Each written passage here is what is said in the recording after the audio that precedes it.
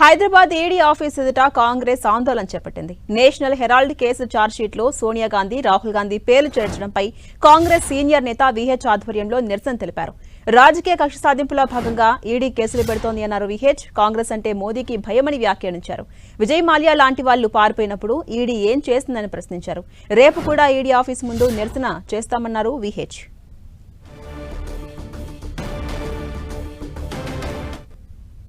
కక్ష సాధింపు గతంలో ఇందిరాగాంధీ మీద కూడా ఇట్లనే చేసిండ్రు. షా కమిషన్ పేరు మీద, ఇప్పుడేమి నేషనల్ హెరాల్డ్ పేరు మీద సోనియా గాంధీని, రాహుల్ గాంధీని జైల్లో పెట్టాలనేది వారి ఆలోచన. అంటే అపోజిషన్ ఉండొద్దు, ఇది కక్ష సాధింపు అంటున్నా.